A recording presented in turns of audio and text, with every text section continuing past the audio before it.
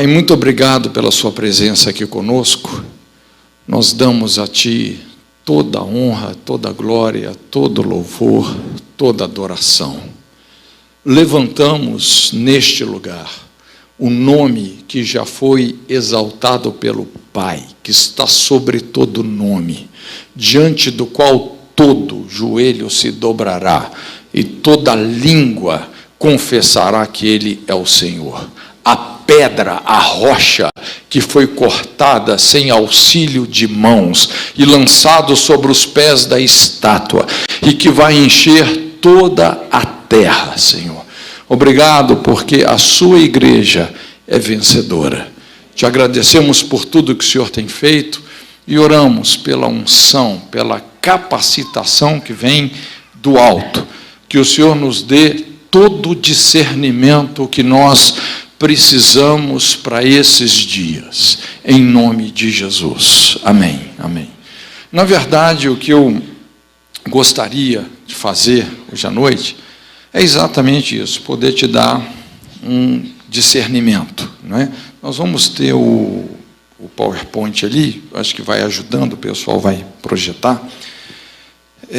Eu penso que essas eleições talvez sejam as eleições mais importantes do Brasil até agora. Veja bem, nós não vamos... A questão não é só determinar os candidatos que serão eleitos, mas nós vamos eleger uma ideologia que vai governar os nossos costumes e a nossa moral. Então, a questão não é só candidato A ou B, mas é nós sabermos julgar as ideologias que estão em pauta. E hoje nós temos uma guerra muito aberta entre a cultura judaico-cristã, e quando eu me refiro à cultura judaico-cristã, eu estou pegando a Bíblia como um todo, porque se você pega só um Novo Testamento sem um Antigo Testamento, você vai ser roubado de toda uma fundamentação que Deus estabeleceu. Na verdade, a igreja não veio para substituir Israel, como Paulo ensina. Nós somos o zambujeiro que fomos enxertados na oliveira. Então, o Novo Testamento não é uma substituição do Antigo, é para ser uma continuidade. Então, é muito importante, porque quando nós pensamos nos princípios que Deus estabeleceu sobre sacerdócio, sobre como restaurar os alicerces de uma sociedade, você vai encontrar tudo isso no Antigo Testamento, não é? Então, é muito importante a gente considerar cultura judaico-cristã versus esse marxismo cultural. É uma guerra aberta. Quando a gente olha hoje aí os valores do marxismo, eu costumo dizer, já não tem mais essa coisa de ocultismo, não é? Acabou o ocultismo, hoje é o explicitismo, não é? Antigamente parece que tinha aquelas estratégias, uma mensagem subliminar, né? Mas agora não, o negócio é explícito mesmo.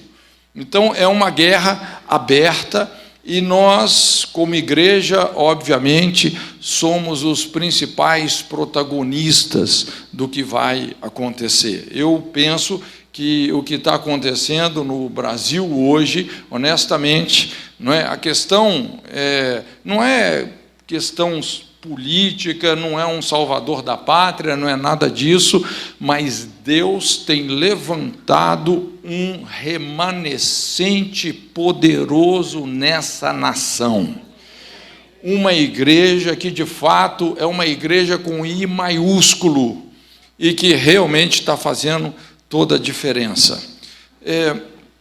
O assunto que nós vamos desenvolver aí sobre, principalmente, a questão do marxismo cultural, veja bem, a primeira vez que eu fui na Rússia foi mais ou menos 20 anos atrás. E por várias vezes eu retornei à Rússia, pelo menos umas 4 vezes, que eu me lembro. Tenho ido na Polônia por quase 10 vezes. Aliás, todo ano, em outubro, nós temos lá um seminário de intercessão em Auschwitz. Inclusive, esse ano vai ser no 3º fim de semana de outubro, né? Você está convidado. E, lógico, a gente acaba tendo um contato assim muito específico com pessoas que conviveram com essa realidade do regime socialista. Não é? Ali na Polônia, talvez até uma situação mais dramática ainda, porque a Polônia foi vítima primeiro do nazismo e depois do comunismo. Não é? Então, as histórias que a gente realmente ouve daquelas pessoas é impressionante, assim, tanta falácia, não é? E você começa a perceber como esse regime realmente usa o pobre e a pobreza como pretexto para se estabelecer. Uma dessas idas nossa na Rússia, eu lembro que a gente estava orando, não é? Que a gente sempre mobiliza uma equipe de pastores, e eu buscando Deus, nos dá um discernimento, nos dá uma palavra para essa viagem, nos dá uma maneira assim inteligente de orar pela Rússia. E eu me lembro que a palavra que Deus me deu, sabe quando assim vem aquela revelação que te faz entender?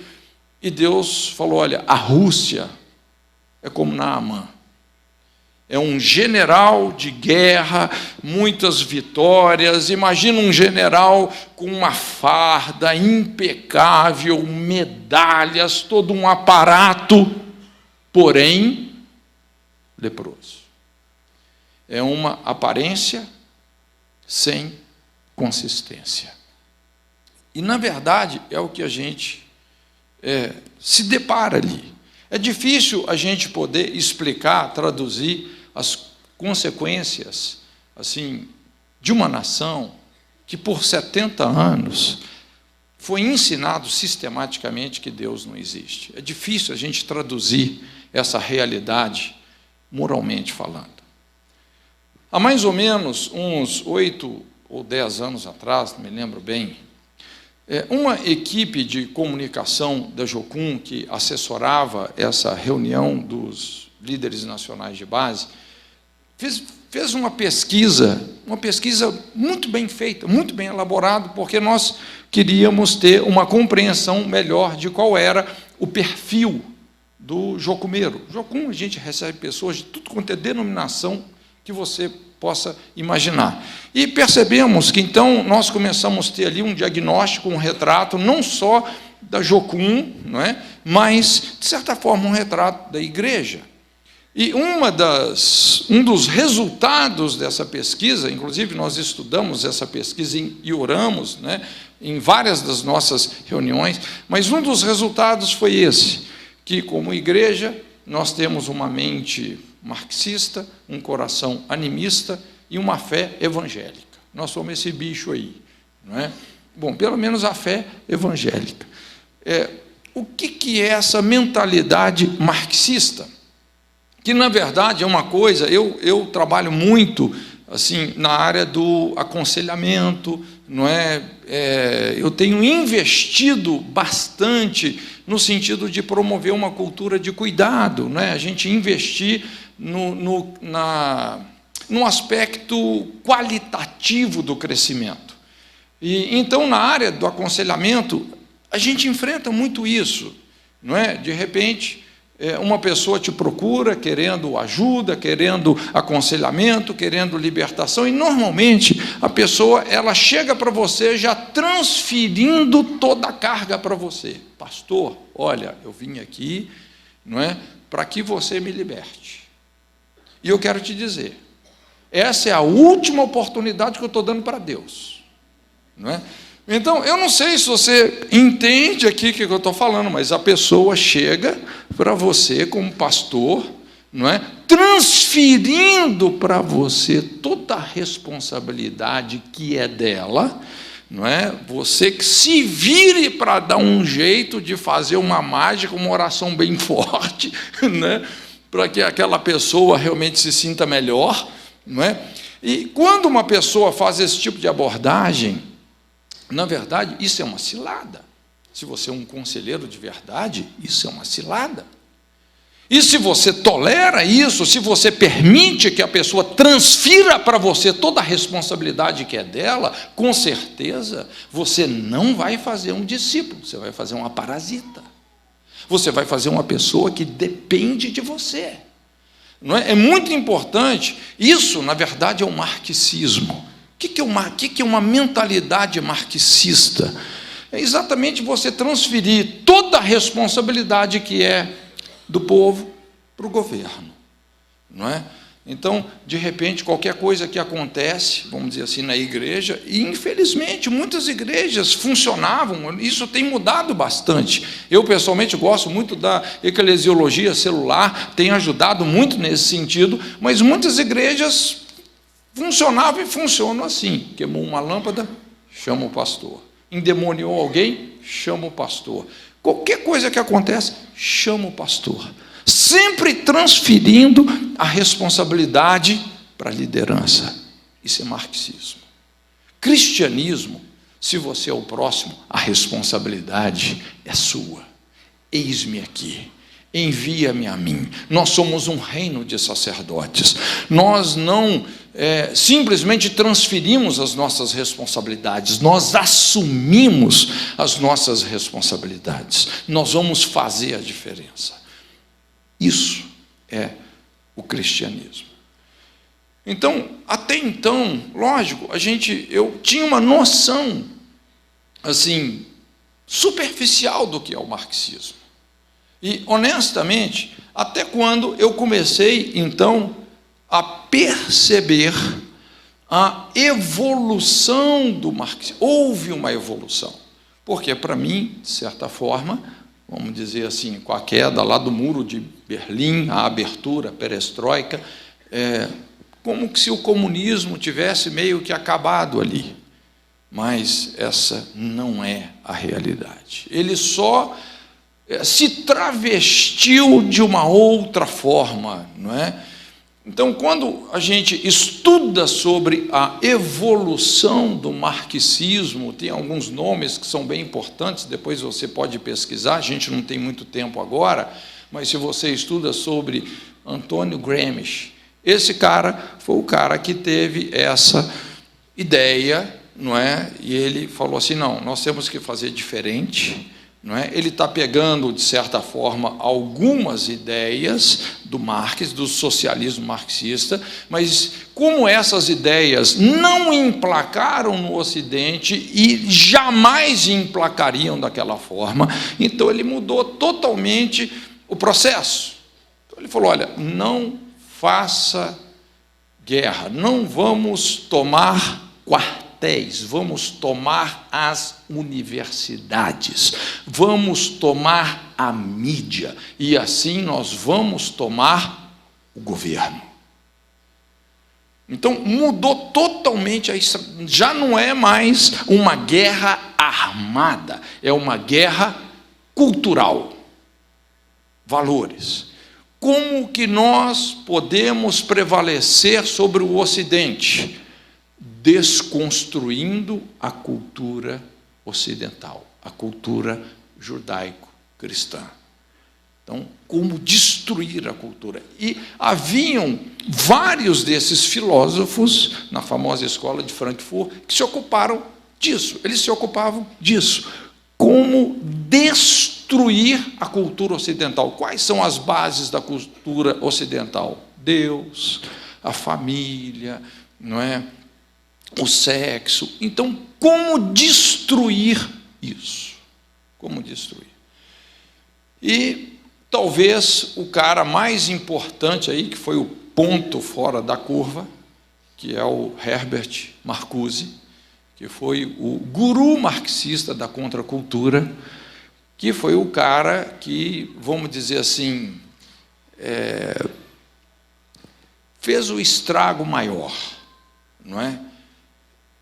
Erotização de crianças, erotização dos jovens, não é? Então, não faça guerra, faça amor. E quando ele está dizendo faça amor, sexo, drogas e rock and roll, não é?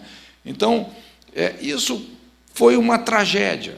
É o que a gente observa tudo isso vem ali desde a Revolução Feminista nos Estados Unidos, é uma história muito longa, não é? Mas exatamente com essas ideias do Marcuse, porque na Revolução Feminista, nessa brecha que a guerra deixou, não é?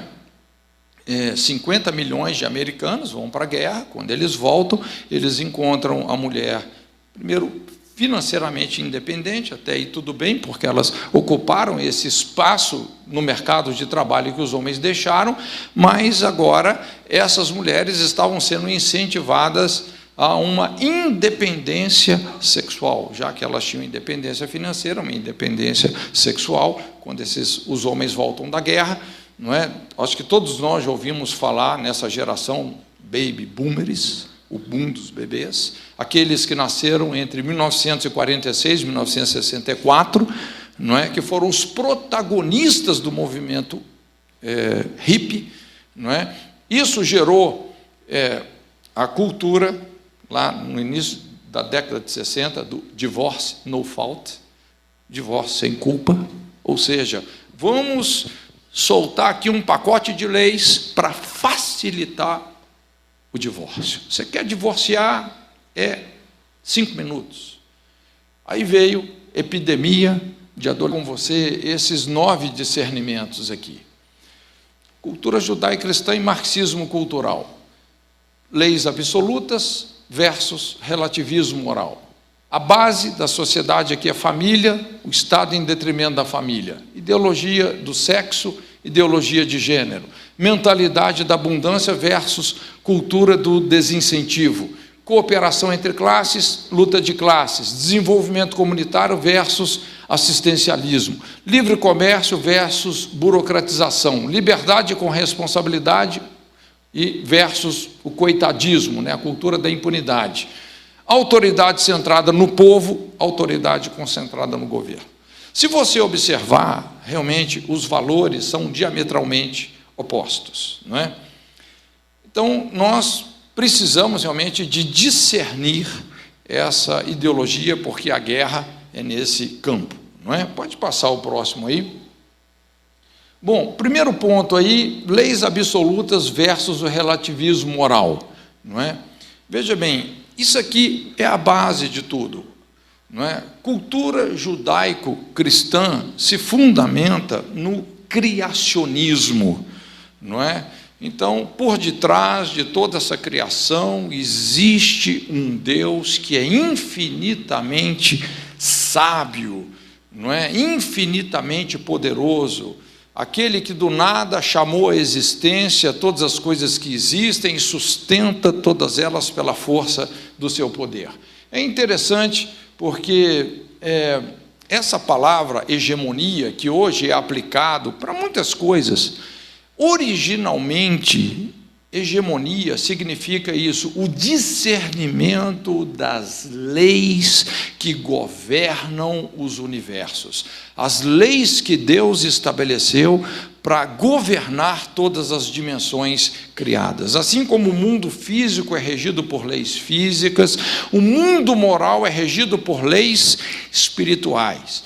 Quando você conhece, e essas leis podem ser conhecidas, aliás, não é isso? Essa é a base da aliança de Deus. Se você estuda lá em Deuteronômio 28, se atentamente ouvir a minha voz, obedecer os meus mandamentos, observar os meus estatutos, atentar para as minhas leis, quer dizer, essas leis, essas verdades que realmente fazem com que todo o universo funcione, elas podem ser e devem ser discernidas.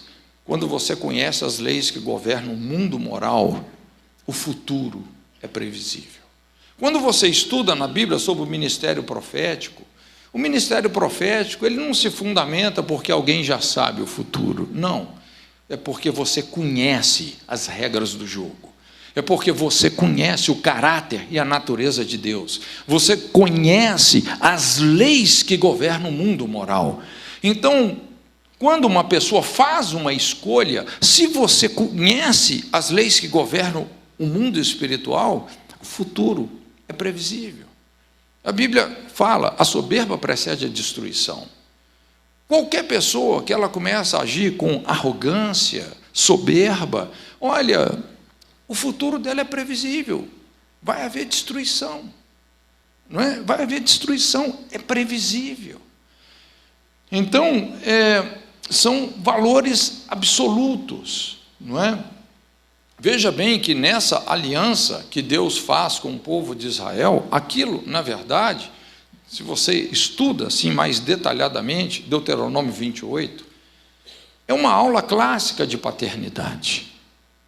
Já viu quando, né, eu acho que muitos aqui têm filhos adultos, e lógico, chega uma hora que você não consegue controlar mais os seus filhos. Tudo que você pode fazer, realmente, é mostrar para eles, realmente, esses princípios, não é? E funciona assim, não é? Se você semeia pensamento, você vai colher um feito. Se você semeia um feito, você vai colher um caráter. Se você semeia um caráter, você vai colher um destino. É a lei da responsabilidade, não é? Então, o pai chega e fala, olha, coloco diante de vocês a bênção e a maldição, a vida e a morte. Se vocês escolherem assim, se você escolhe ouvir a Deus e obedecer, o futuro vai ser esse. Se você sistematicamente se rebela, o futuro vai ser esse outro, não é?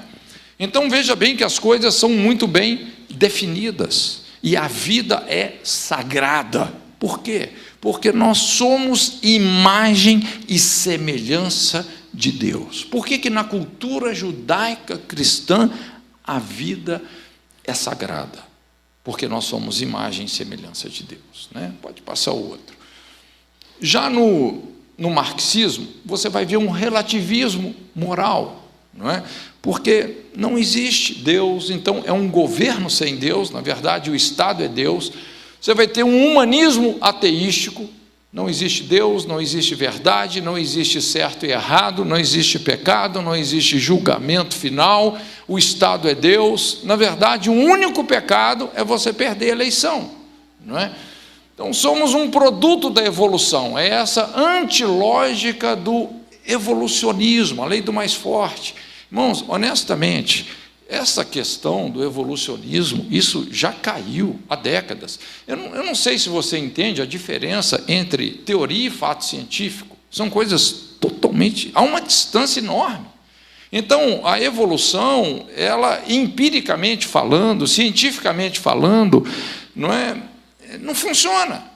Na verdade, assim, a melhor maneira de enquadrar o evolucionismo é como uma religião. Aliás, você tem que ter muito mais fé para acreditar no evolucionismo do que você acreditar que Deus, que tem uma mente inteligente por detrás de toda essa criação.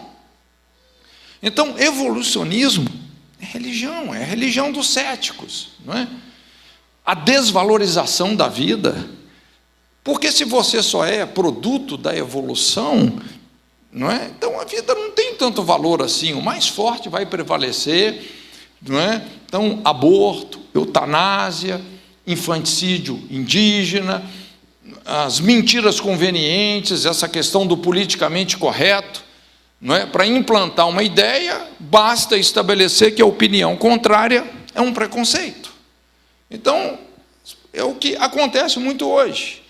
Em nome do preconceito, começa-se a discriminar as pessoas, impondo assim, de forma manipulativa, a própria vontade, né? Pode passar o próximo. O segundo discernimento é esse, família e Estado, não é? Engels, que era o cara que dava um apoio lá para o Marx, ele falava, o Estado é Deus caminhando sobre a terra. A capa do livro do Engels, o que se observa nessa capa? Não é? Quem que é essa mão? O Estado. Segurando o quê? Família e propriedade. Então, a família e a propriedade pertencem a quem? Ao Estado. Ao Estado. Essa é a lógica dele, né? É um negócio meio assim longo, seria bom se a gente tivesse mais tempo, Mas a ideia do Marx é acabar com o salário. Então, o Estado é que vai fazer essa divisão, esse comunismo, não é? Pode passar. Vamos lá. Na cultura judaico-cristã, a base da sociedade, gente, é a família, não é? É interessante, quando a gente vê a promessa que Deus fez para Abraão: em ti serão benditas todas as famílias da terra. Veja bem que a bênção de Deus, o sucesso de uma sociedade está associada não ao indivíduo, mas à funcionalidade da família. Deus não falou: em ti serão abençoados todos os indivíduos, mas todas as famílias. A bênção de Deus depende da funcionalidade do sistema familiar. Eu costumo dizer, gente, nós podemos resumir a cura de uma sociedade num único conceito. Você quer curar uma sociedade? Casamento. Você pode, se você começar a mapear todas as tragédias sociais que acontecem por aí, você sempre vai chegar aonde? Num casamento destruído. Toda onda de marginalidade, criminalidade, evasão escolar, imoralidade, tudo isso orbita em torno desse eixo que é destruição da família. Por isso que toda proposta para realmente assim restaurar uma sociedade que não se fundamenta na moralização do casamento é enxugar gelo. Nós vamos ficar só correndo atrás dos prejuízos, dos efeitos colaterais, não é? Nós precisamos de uma proposta que vai no coração da ferida, porque quando uma pessoa ela está crescendo sem referencial de pai, de mãe, de um casamento que deu certo, não tem jeito, essas pessoas estão muito mais vulneráveis, expostas, não é, a diversos tipos de abusos. Eu gostaria que os seus ouvidos pudessem ouvir pelo menos 1/10 do que a gente ouve nos aconselhamentos, não é? Nós precisamos de minimizar essa ferida da orfandade, né? Eu coloquei alguns exemplos aqui para você ver, não é, como que a destruição, quando você compromete a funcionalidade de uma família, como isso é desastroso. Gente, onde é que começou essa guerra cultural do terror entre o mundo islâmico e o mundo judaico-cristão? Onde é que isso começou? Não é? Lá atrás, com Abraão. Então você lembra? Sarai foi parar na cama do faraó, depois Agar, a egípcia, na cama de Abraão. Esse casamento entre Israel e o Egito. Inclusive, veja bem, aí foram 430 anos de castigo lá no Egito. Aí vem lá o Ismael e Isaac. Você lembra a profecia? Não é? Os descendentes de Ismael serão como jumentos bravos, habitarão defronte das tendas de Isaque, haverá contenda entre eles para sempre. Então, ao longo das gerações, toda essa poligamia que resultou num divórcio, porque Abraão repudiou Agar e o filho. Ao longo das gerações, esse repúdio se transformou na guerra do terror. O pai da fé tropeçou nessa rocha, né, que é a família. Então vamos lá. Já no marxismo, pode passar o próximo, por favor. É o Estado em detrimento da família. Então, se você estuda o que Marx pensava sobre família, aliás, quando você vai ver a vida desses homens, você vai ver, gente, toda ideologia moralmente corrompida se fundamenta numa ferida, e principalmente numa ferida de orfandade. Foram pessoas que tinham problemas sérios com os pais. Gente, qual que é o mandamento mais poderoso para você se dar bem na vida? Quem sabe? Honra pai e mãe, para que te vás bem e prolongues os teus dias na face da terra que o Senhor teu Deus te dá. Essas pessoas não foram pessoas que honraram seus pais, infelizmente, não é? O Estado é mais importante que a família. A gente vê isso, a gente ouve das pessoas lá, essa vigilância ideológica dentro da família. Família e propriedade nas mãos do Estado. Não é? O Gramsci, família oprime o indivíduo. Veja bem, olha a ideia desse cara. Não é? Então, a sua família é que te faz infeliz, ela te oprime, ela impede que você realmente possa desfrutar da vida. Então, você tem que se revoltar contra a sua família.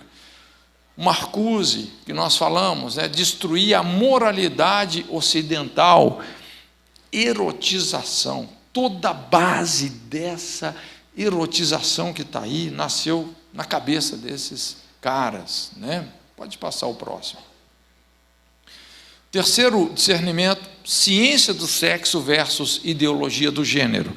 A gente pode falar ideologia do sexo versus ideologia do gênero, mas sexo é muito mais do que ideologia, tá? Sexo é biologia, é científico, né? Pode passar.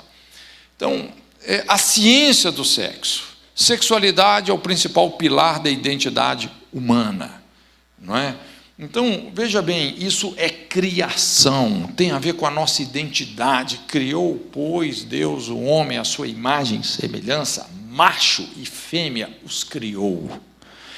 É criação, não é?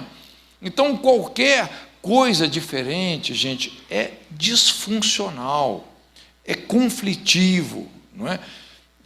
Hoje a gente lida muito com distúrbios no campo da sexualidade. Aliás, são vários distúrbios que eles podem emergir, latejar na mais tenra infância. Distúrbios, por exemplo, no campo da violência, distúrbios no campo do ocultismo, distúrbios no campo da sexualidade, distúrbios no campo da homossexualidade.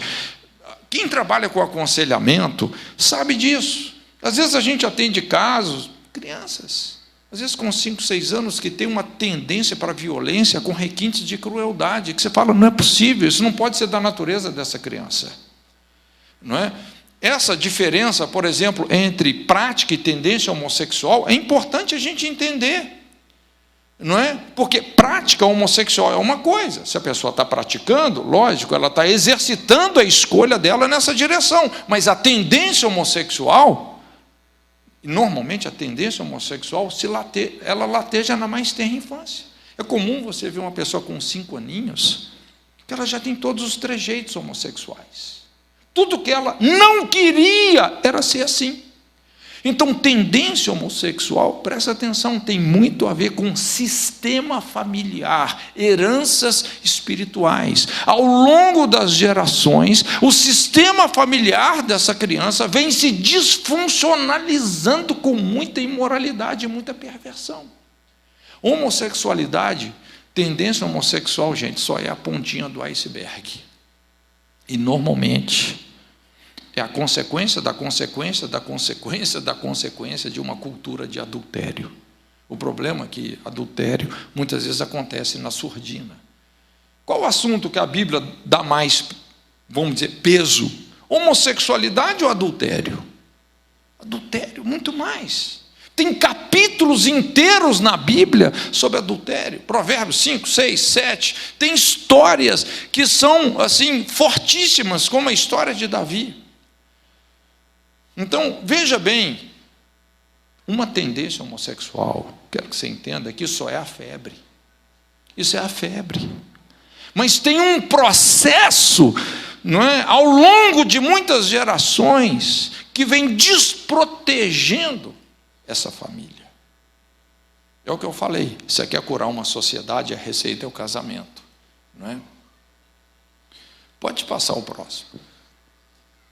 Agora, no marxismo, a gente tem a ideologia do gênero, o hedonismo sexual, o prazer pelo prazer.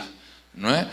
Então, veja bem, ideologia do gênero, primeiro, vai gerar um conflito espiritual, né? A ideologia do gênero fundamenta-se não na diversidade, mas na destruição da identidade. Então, você não tem macho e fêmea, você pode ser o que você quiser, L, G, B, T. Na verdade, são mais de 100. né? Hoje, se eu não me engano, são mais de 100 opções, né? Não sei se eu estou certo, Marisa, mas eu vi uma reportagem sobre isso, porque eles vão combinando as letras. O alfabeto só não dá, agora já tem que fazer combinação de 2 ou 3 letras, não é? Então, é um conflito espiritual, é um conflito pessoal. Veja bem, uma pessoa que não aceita o seu corpo, não aceita o seu sexo, não aceita a sua natureza, não aceita a sua identidade, ou seja, alguém que não se aceita impondo que os outros o aceitem. É moralmente patológico. E, honestamente, gente, assim, eu quando olho para esses quadros, eu olho com muita compaixão. E realmente, assim, são pessoas, as pessoas que estão debaixo desse tipo de disfunção, a gente precisa de tratar com muito carinho, muito amor, aceitação. Eu costumo dizer, aceitação, gente,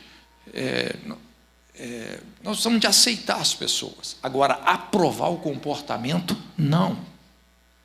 Não é? A gente aceita a pessoa por causa do valor intrínseco dela. Ela é imagem e semelhança de Deus. Agora, a melhor maneira de você amar a pessoa é assim: você aceita, mas não aprova esse comportamento. Porque se você aprova o comportamento, você não está amando. Nós não podemos separar o amor da verdade. A chance de uma pessoa que pratica homossexualidade se dar bem na vida é 0. Na verdade, a gente percebe, existe um ultimato, existe uma conspiração do mundo invisível contra essas práticas, principalmente contra o adultério. A Bíblia fala que tem pecados que encurtam literalmente a vida das pessoas. Adultério, perversão sexual. Quando a Bíblia fala sobre o adultério, essa é a comparação, a analogia, com uma ave que se apressa para o laço. Não tem nenhuma chance, gente, disso dar certo, né? Mentalidade da abundância versus mentalidade da escassez. Pode passar o próximo. Na cultura judaica cristã, nós temos a mentalidade da abundância, que tem a ver com a nossa competência, o princípio da responsabilidade. Ao que tem será dado e terá em abundância, ao que não tem, até o que tem ser-lhe-á tirado. Não é? Então, é muito importante, quando a gente pensa no reino de Deus, sabermos que o reino de Deus é um reino de abundância. Deus é um Deus de favor. Quando Jesus conta a parábola do semeador, ele fala a semente que caiu em boa terra, não é? E fala assim, vai produzir 30, 60, 100 por 1. Veja bem, isso é uma razão simples. 30 por 1 equivale a quanto? 3.000%. 60 por 1, 6.000%, 100 por 1, 10.000%. Alguém conhece algum investimento que chega perto disso? Não é? Então, o reino de Deus é um reino de abundância. Deus tem muito para todos. Gente, é impressionante assim a riqueza que tem ao nosso dispor. Nós, na verdade, só precisamos descobrir e usar toda essa riqueza, não é? Quando a gente olha muitos países aí que estão em miséria, você vai ver, às vezes o problema não tem a ver com recursos, tem a ver com relacionamentos. Eu fui algumas vezes em Angola, inclusive outro país que o comunismo entrou bravo, não é? Quando Angola estava em guerra. Eu vi em Angola pessoas bebendo água, assim, da poça d'água da rua. Uma miséria terrível. Mas mineralmente falando, um país riquíssimo, jazidas de diamante, jazidas de petróleo, a região da Cabinda, lá em Angola, impressionante a riqueza em petróleo. Mas você vê lá, né, duas facções, uma guerra tribal, gastando todas essas riquezas enquanto o povo literalmente vivia na miséria. É importante nós entendermos, gente, Deus tem muito para todos, não é? O reino de Deus é um reino de abundância, mas isso demanda competência, não é? Desenvolver conhecimento, desenvolver habilidade, desenvolver atitude, né? Pode passar o próximo. Já no marxismo você vai ver a mentalidade da escassez, a distribuição igualitária da miséria. Esse é o princípio do comunismo. O governo vai controlar o resultado do seu trabalho. É a cultura do desincentivo. Nada mais injusto do que você tratar pessoas iguais, tratar pessoas diferentes de maneira igual, não é? Então, o seu nível financeiro não vem pelo seu empenho, mas vem pelo governo, não é? Então, vamos dizer assim, se você ser um bom profissional ou um péssimo profissional vai te dar o mesmo resultado, o que você está encorajando? Não é? Você está incentivando ou você está desincentivando? A Bíblia fala, a boca do trabalhador o instiga, não é? Então, se você é uma pessoa que se esforça, viste um homem diligente nas suas obras, entre reis será posto, não será colocado com os de baixa sorte, não é? Agora, o comunismo não. Se você se esforçou, não se esforçou, é aquilo ali, não é? Premiar a preguiça só incentiva o fracasso. Pode passar o próximo. Um outro discernimento é esse, cooperação entre classes e luta de classes, não é? Então, na cultura judaico-cristã, nós temos a cooperação entre classes, não é? E então você vai ver, principalmente nas cartas de Paulo, você vai ver a importância do princípio da submissão, não é? Submissão e confiança. Isso começa, inclusive, no casamento, começa na família. Maridos, amai as vossas esposas. Ou seja, constrói um saldo de confiança. Ama a sua esposa. Esposas, submetei aos vossos maridos. Eu sei que a palavra submissão é uma palavra um pouco desgastada, aliás, foi muito corrompida, mas o conceito de submissão não tem nada a ver com inferioridade, não é? O conceito de submissão tem a ver com cooperação, não é? Cooperação. Eu sempre digo para as mulheres, antes de você se casar com o seu marido, case-se com a missão dele, porque se a sua missão coopera com a missão dele, não é? Então essa sinergia vai dar sentido e crescimento ao casamento e à família, não é? Então, essa cooperação entre servos e senhores, marido e mulher, cooperação. Jesus deixou muito claro, uma casa dividida não subsiste. Quando você começa a fragmentar a família, a sociedade, olha, esse é o princípio do inferno, é o que, na verdade, não funciona. Então, veja bem, falando aqui um pouquinho de economia, tentando ser assim bem simples. Quando eu conheço um pouquinho, falar aqui um pouquinho mais do que eu conheço em relação à cultura americana. O que a gente vê muito nos Estados Unidos? Essa dinâmica. Primeiro, o investidor. Quem que é o investidor? É o cara que realmente ele já venceu na vida, ele tem recurso sobrando. E quando um investidor tem recurso sobrando, ele está de olho em quem? O que ele quer fazer com esse recurso? Ele quer colocar esse recurso à disposição de um empreendedor. Normalmente os investidores estão procurando pessoas que estão tendo uma ideia nova, pessoas que têm um espírito empreendedor. O cara está com uma ideia fabulosa, fascinante, mas ele não tem os recursos para fazer aquilo acontecer. Então um investidor chega e fala, cara, olha, você tem a ideia, é brilhante, eu sei que vai dar certo, e eu tenho um investimento. Está aqui. Não é? Inclusive, nos países de primeiro mundo, principalmente em Inglaterra, Você sabe que as crianças aprendem isso no jardim de infância. Primeiro, o empreendedorismo. Como pensar fora da caixa. Como ter uma ideia que ninguém teve ainda. Como fazer o seu dinheiro trabalhar para você. Você não vai trabalhar pelo dinheiro. O dinheiro vai trabalhar para você. É isso que o investidor faz.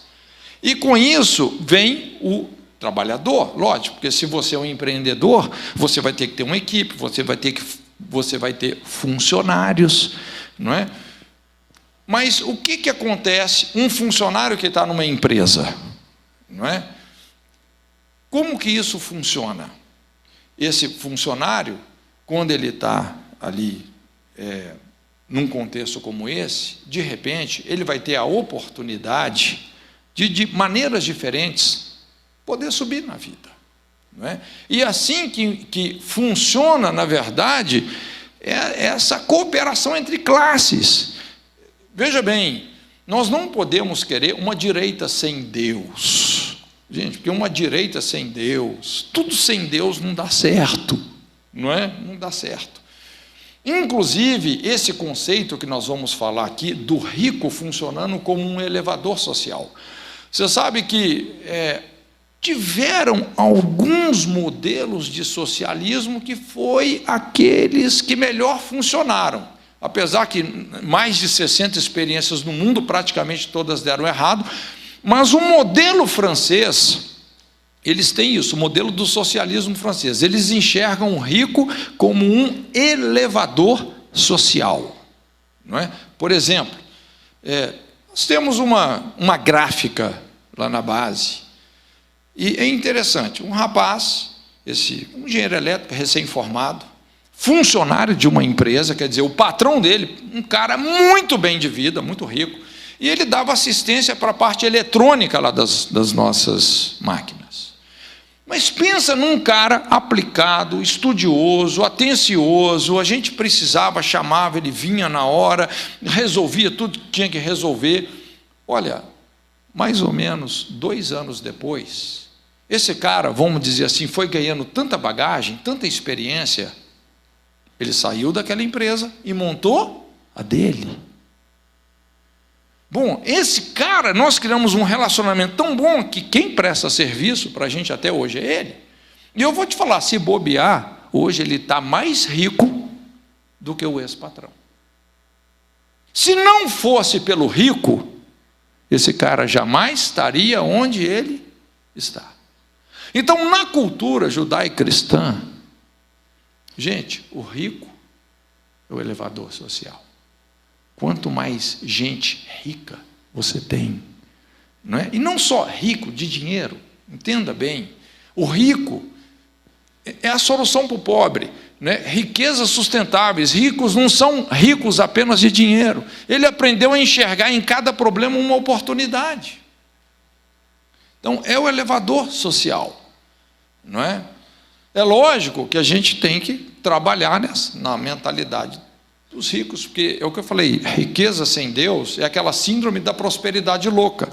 Lembra aquele cara que foi prosperando, não é? Vou fazer celeiros maiores e tal, louco. Hoje pedirão a sua alma. Tudo que você ajuntou, para quem será? O que adianta o homem ganhar o mundo inteiro e perder a sua alma? Não é? Mas é essa cooperação entre classes. Já no marxismo, o rico é a desgraça do pobre. Por que o pobre é pobre? A culpa é do rico. Temos que acabar com os ricos. Então, o governo é o nivelador social. Destruindo os ricos, o que acontece? Gente, os pobres ficam ainda mais desamparados.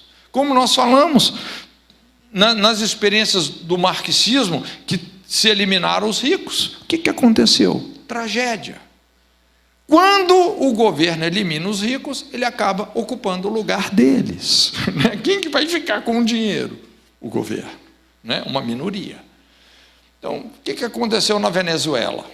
Né? Até um tempo atrás, eu estava com um amigo meu, lá em Miami, o Ricardo Robortello. Aí a gente andando lá, ele falou, Cote, olha, esse bairro aqui é um bairro só de venezuelanos. Eu falei, é mesmo, velho? Puxa vida. E ele me explicando como que a elite da Venezuela foi toda para Miami. Os ricos, empresários, os caras que pensavam, investidores, empreendedores já estabelecidos, foram para onde? Para Miami. A classe média da Venezuela fugiu para o Chile, Colômbia, e os pobres, gente, fugiram a pé para o Brasil, atravessando a fronteira a pé. E essa tragédia aí que a gente conhece. Gente, governo gera riquezas? Não. Governo só gasta. Então, destruir os ricos é você matar a galinha dos ovos de ouro, a sustentabilidade. Penalizar os ricos nunca deu certo em país nenhum. É suicídio econômico. Pode passar o próximo. Aqui desenvolvimento social e assistencialismo eleitoreiro, né? Esse é um outro discernimento também muito chave, né? Pode passar o próximo. Na cultura judaico-cristã, é muito importante trabalhar com desenvolvimento comunitário, não é? Nós vamos ver que no desenvolvimento comunitário, você responsabiliza a pessoa. Já no assistencialismo, você paternaliza no sentido negativo do termo, não é? O que funciona, gente, é a cultura da responsabilidade, não é? Então, o desenvolvimento comunitário, inclusive assim, na Jocum, a gente tem uma escola só disso, porque Jocum, a gente está aí enviando equipes para todos os países do mundo, e muitos países lidando com pobreza extrema, não é?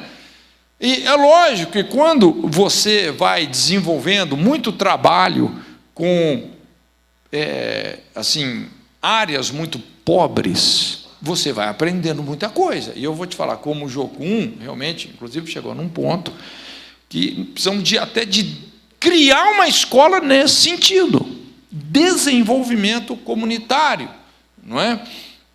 Então, a partir da necessidade sentida da comunidade, às vezes, você sabe que tem uma diferença entre necessidade sentida e necessidade real, não é? Porque, às vezes, a necessidade sentida nem sempre coincide com a necessidade real. Aparentemente, a necessidade daquela comunidade ali que está na miséria é uma, mas você vai ver a necessidade é outra. Mas você sempre parte da necessidade sentida, para você poder envolver aquela população, não é? Então, você vai criando projetos funcionais, onde a própria comunidade será parte da resposta para os seus próprios problemas. Então, você faz uma parceria, responsabilizando a comunidade, para que eles mesmos venham ser a resposta para os problemas que eles têm. Não é? Então, poder educar, popularizar a educação, capacitação profissional, não é? Então, a gente tem muitas áreas aqui no Brasil, aliás, no Brasil, o que a gente mais precisa é isso daqui, é desenvolvimento social, não é? Como capacitar a população? Eu falei aqui sobre Angola, e é uma situação dramática. A última vez que eu estive em Angola, deve ter aí uns 3 anos mais ou menos, não é? Porque o que acontece nesses países, não é? Por causa exatamente desse marxismo infiltrado na ONU. Então, é só doação, é só assistencialismo, né? E esse assistencialismo, na verdade, ele nunca chega nas pessoas necessitadas mesmo. Onde é que ele vai parar? Nos agentes do governo. Em Angola, nessa época da guerra, gente, era nítido, você sabia quem trabalhava no governo. Se o cara era um pouquinho mais gordinho, você podia ter certeza que ele era funcionário do governo. Porque o angolano, coitado, ele não tinha, às vezes ele tinha, quando muito, uma refeição por dia. Então não chega Onde que a coisa tem que chegar? É só assistencialismo. Você chega lá, às vezes as pessoas já te olham como estrangeiro, ou esse cara tem a obrigação de me dar alguma coisa. Não é? Só essa coisa assistencialista. Nessa última vez que eu estive lá, estava um problema sério. Porque os chineses, o governo fez um acordo lá com os chineses estavam reconstruindo muita coisa em Angola, e o governo, assim, tentando envolver os angolanos, né, dar emprego para os angolanos, então tinham leis que as empresas chinesas tinham que contratar um certo percentual de angolanos, mas eles contratavam e botavam o cara lá com a vassoura. Por quê? Porque ele não tem capacitação. Ele não foi educado. Então, veja bem, se não fizesse dever de casa, não é? De escolarizar. Gente, essa foi a grande tacada da reforma. Você entende, né, essa diferença entre avivamento e reforma? A gente vê muitas partes do mundo que passaram por avivamentos tremendos, o mover veio, muita gente, não é, conheceu a Deus, recebeu Jesus e tal, o avivamento foi embora, a situação às vezes está até pior. Agora, reforma é quando você sistematiza o ensino, você coloca fundamentos, você estabelece valores, você ensina, aquilo entra na sociedade, não é? Às vezes o avivamento até foi embora, mas os valores estão lá. Você chega em lugares hoje na América, olha, a presença de Deus não está não, mas os alicerces estão lá, os fundamentos estão lá, não é? Pode passar o próximo. Então, aqui a gente tem esse assistencialismo eleitoreiro, não é? Como nós falamos, o assistencialismo demorado enfraquece o pobre e fortalece a pobreza. Veja bem, gente, assistencialismo, ele sempre tem que ser de curto prazo, em virtude de alguma calamidade. Aconteceu um tsunami, não é? Uma tragédia, você vem com assistencialismo. Mas se você demora no assistencialismo, você não está fortalecendo o pobre, você está fortalecendo a pobreza. Por isso que essa questão de bolsa, as bolsas que o governo dá, gente, isso é um perigo.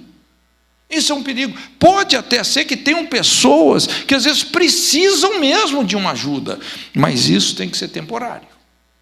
E você tem que pensar em projetos de desenvolvimento social. Senão você vai viciar essa gente na miséria. Você não está ajudando essa pessoa, você está destruindo o potencial dela.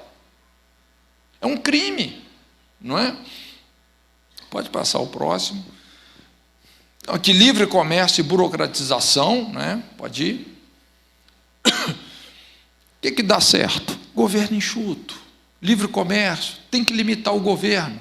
O governo não deveria entrar no campo da produção, dos riscos, dos empreendimentos. Veja bem, todo economista que tem a cabeça no lugar, ou seja, que não é do PT, sabe disso. Sabe disso, gente. O que dá certo, não é?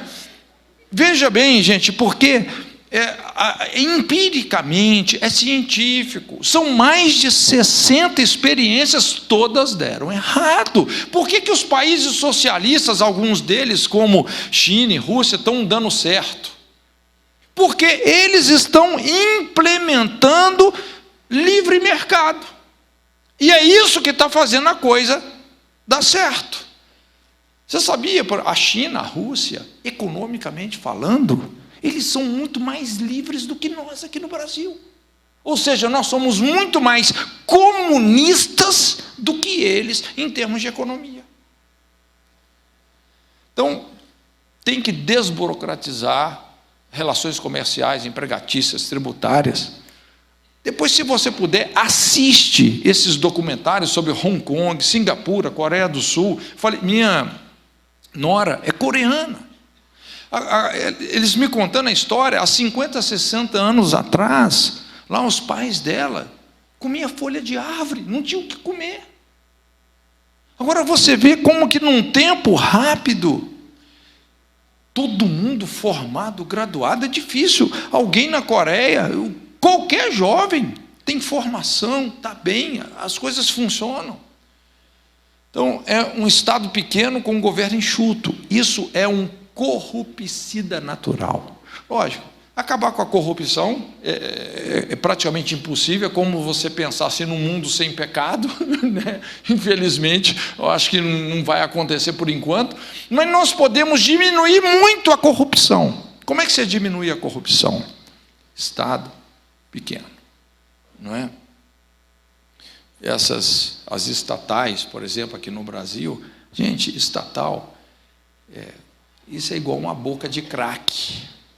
Não tem jeito. Isso é o que alimenta a corrupção, é o vício. Por isso que o sistema é vicioso. Já viu o papo do viciado? Eu paro a hora que eu quero. O político está ali, rapaz, tem lá a vaguinha dele na estatal, o cargo não sei aonde. Rapaz, é uma tragédia. Daqui a pouco esse cara, que era até bem intencionado, já está metendo a mão na corrupção. Tem que acabar com isso aí, né? Essa cultura do atraso. Pode ir. O marxismo é isso, é o Estado balofo, burocratização, excesso de regulamentação. Quanto maior o Estado, menos dinheiro sobra para o governo desempenhar os seus papéis para com o povo. Segurança pública, saúde, previdência, né? Controle de fronteiras, porque tem coisa que é papel do governo mesmo. Ele tem que fazer, e tem que fazer bem feito. Os impostos não voltam para a população. Quando a gente olha aqui para a nossa realidade tributária, gente, rapaz, assim, não é difícil a gente chegar nessa conclusão. Lógico, pagar imposto é legal, tem que pagar, mas é imoral, não é? Quando alguém já disse, a gente arrecada, paga imposto da Suécia e tem um retorno de um país pobre da África, não é?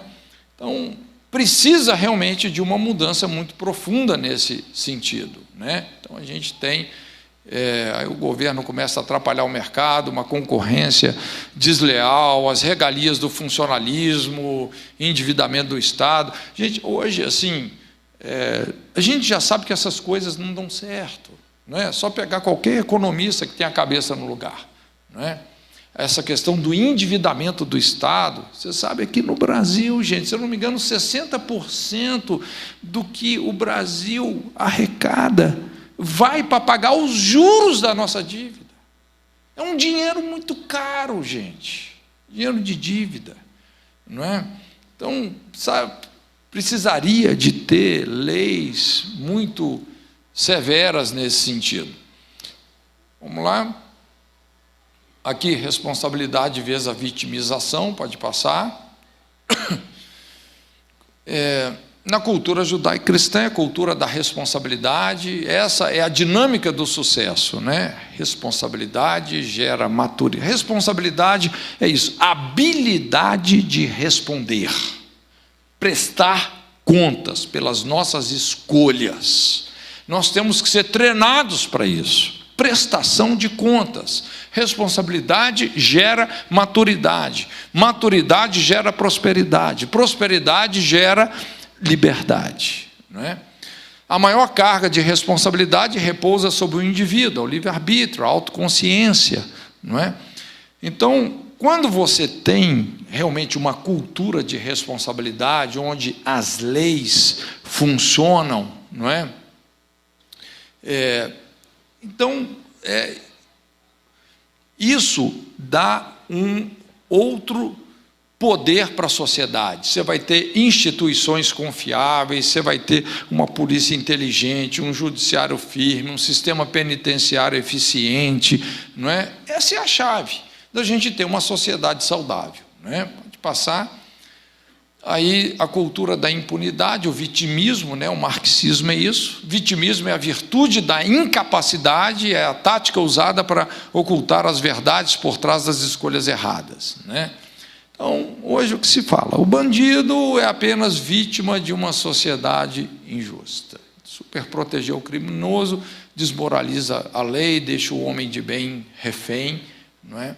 A falta de correção vai promover a delinquência, não é? Esse é um dos maiores problemas hoje. Quando você não tem correção, se você estuda sobre a transgressão de Eli foi aquele pai que não teve força moral para corrigir os seus filhos. Quando você não corrige a próxima geração, ela tende à delinquência. Não tem jeito. Não é? Então, hoje, você vê que não tem mais essa relação, né, de pai corrigir filho, de professor ensinar aluno. Todas as coisas inverteram. Não é? Então, é o caos. Essa superproteção de minorias só reforça o preconceito.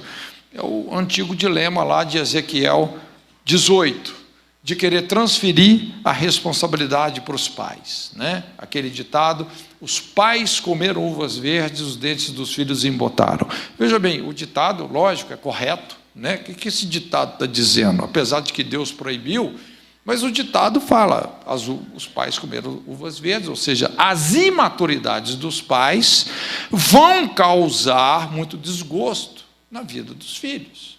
Lógico, isso é correto.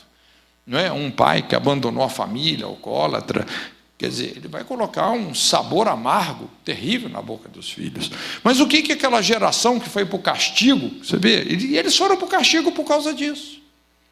Eles estavam tentando transferir uma responsabilidade que é deles para os pais. Não, olha, nós somos idólatras, a culpa não é nossa, a culpa é dos nossos pais. Então, jamais podemos fazer dos pecados dos nossos pais um pretexto para a nossa irresponsabilidade. Deus não aceita isso, né?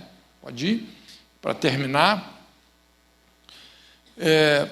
fortalecimento do povo e a unificação do poder. Um povo consciente é o maior medo de um governo mal intencionado, né? Precisa de estar muito consciente. Pode ir. Então, na cultura judaico-cristã, é essa autoridade concentrada no povo, né? Nós falamos, o maior peso da responsabilidade, gente, é sobre o indivíduo. É o indivíduo. Não é o seu pai, não é a sua mãe, não é a sua família, não é a sua namorada, não é o seu marido, é você. Nós vamos ter que responder diante de Deus. Não é o que nós falamos? Nossas escolhas determinam o nosso caráter determina o nosso destino. Não é? Então, o temor de Deus, né? Eu acho muito interessante na Reforma, o Calvino, ele inventou o conceito de segundo, de fazer como para Deus, de se submeter como se submetendo a Deus, não é? Uma vez estava lá com os meus filhos ali na Virgínia, aí meu filho foi no mercado lá. Pai, nem lembro o que ele foi comprar, e foi lá, né? Aí ele voltou assim, né, chocado. Ele falou: pai, você não acredita, não é? Quando eu fui pagar não tinha caixa. Aí eu tive que descobrir, porque eu mesmo passava o produto, dava o dinheiro e pegava o troco, sem ninguém. Aí eu falei: uau! Agora, você só pode ter um mercado sem caixa quando você tem um povo muito forte, sim ou não? Isso é povo forte. Agora, imagina botar um mercado desse aqui no Brasil.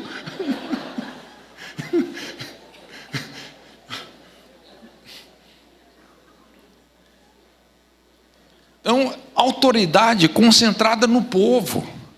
Gente, quanto, vamos dizer assim, de certa forma, menos evidente o governo é e mais responsabilidade o povo assume, mais a sociedade dá certo.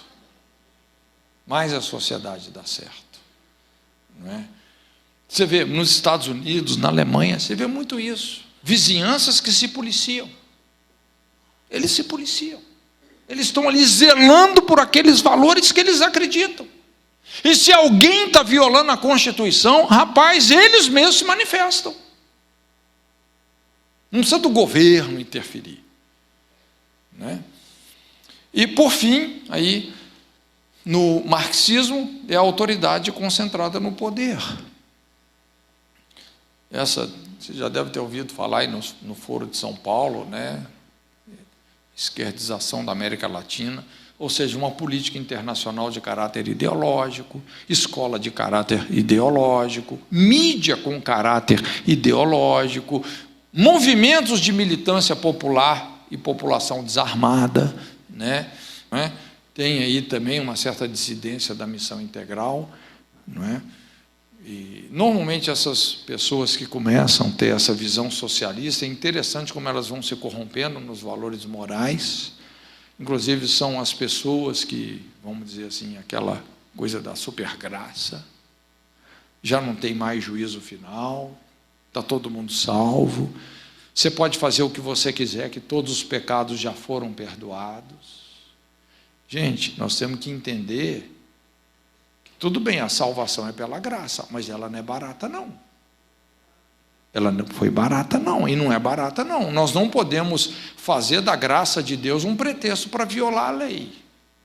Mas essa coisa, quando você começa, não é, a colocar o pobre como centro do evangelho, está tudo errado.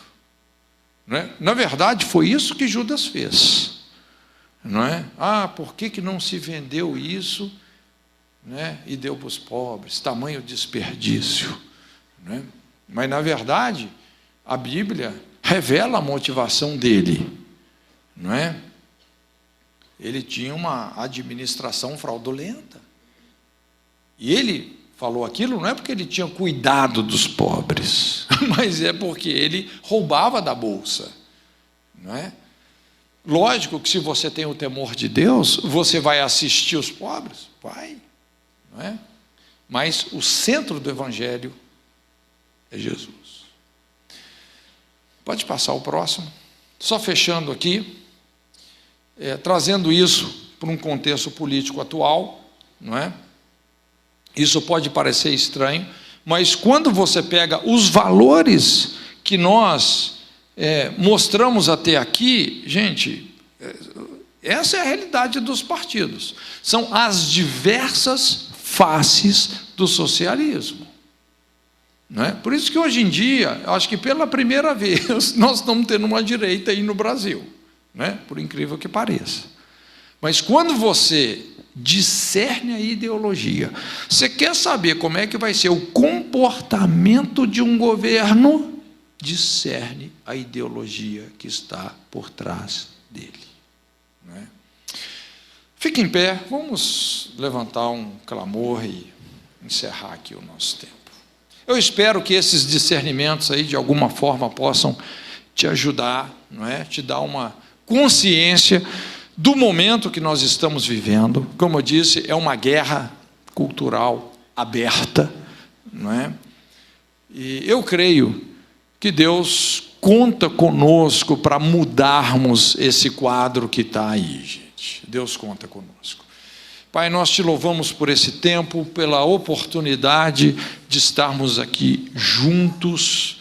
Senhor, e eu oro que o Senhor possa iluminar os nossos entendimentos, que o Senhor possa nos dar a sabedoria que esse tempo demanda, que o Senhor possa continuar como o Senhor já tem feito, levantando a sua igreja com todo discernimento, com toda graça, para combater não o mal, mas o bom combate da fé.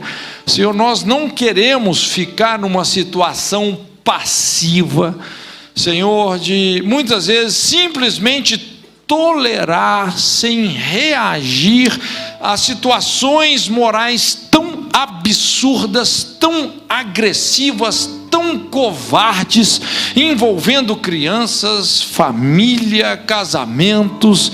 Senhor, em nome de Jesus, que o Senhor nos dê realmente graça e entendimento, para que possamos fazer a diferença. Senhor, e levantamos a nossa voz aqui como igreja, Senhor, e nós oramos, que o Senhor possa julgar por terra toda essa ideologia do marxismo na nossa nação. Nós amaldiçoamos essa figueira, que ela venha secar até as suas raízes. Bendito seja o seu povo, bendita seja a sua igreja. Atenda vida dos justos, essa sim florescerá. O seu evangelho vai prevalecer nessa nação. Deus, e dá-nos sabedoria nessas eleições. Nós oramos, Senhor, que o Senhor possa intervir de maneira natural e sobrenatural nessas eleições. Coloca os justos, os fiéis, aquelas pessoas que de fato estão prontas. Coloca lá, Senhor, muda os céus da nossa nação, em nome de Jesus.